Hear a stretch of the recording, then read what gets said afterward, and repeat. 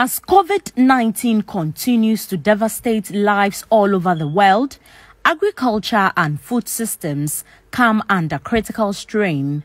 Recessions, food shortages, hunger and malnutrition are feared to be likely, with grave impact on vulnerable communities in developing regions like Sub-Saharan Africa. Evans Labi is director of Bait Farms Ghana. Though a graduate, he has been into farming for not less than 10 years. Evans can boast of over 250 acres of farms scattered across the regions of Ghana.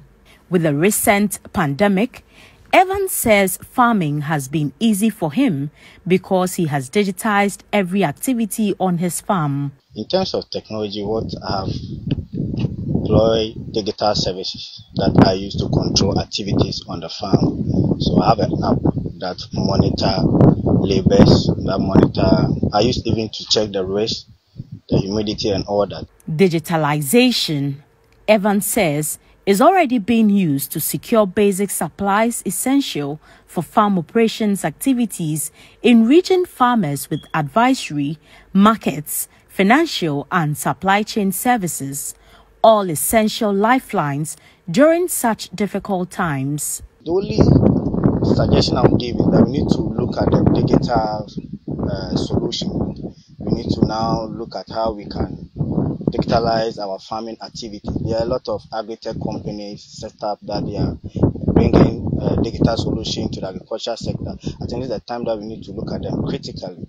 And we as farmers need to work closely with them and then other agencies, government bodies, so that we can bring the digital services into our agriculture sector now, especially farming. Emmanuel Boama Ochri, Agripreneurship Development Manager at Impact Consult, says driving this progress is more important now than ever, especially for Ghana. This is what Indians do.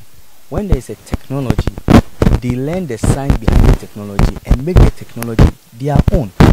But here we try to copy everything and try to infuse it, forgetting that weather conditions varies and factors of production also varies.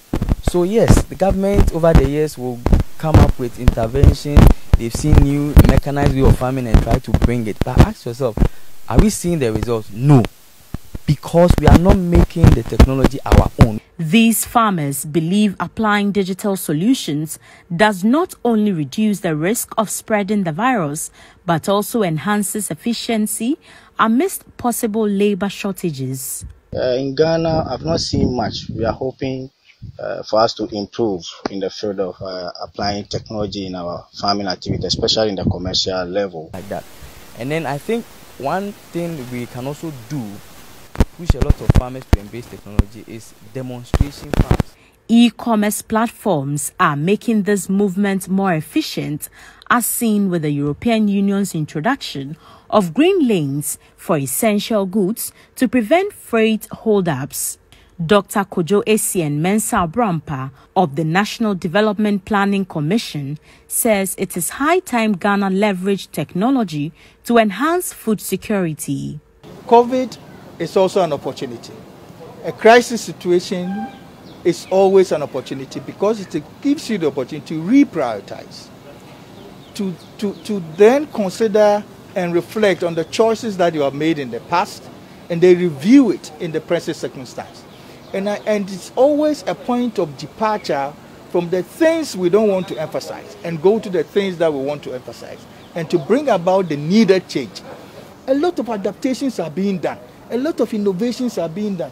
Who is discovering them? How are we sustaining them? How are we using our policies, our institutions, our finances, our acts, our laws, our fiscal policies to sustain that? This is something that we are looking at.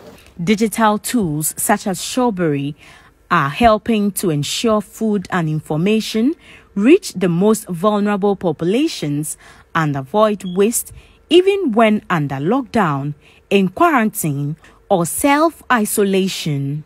While not always designed with these groups in mind, they can be adapted to reach those most in need.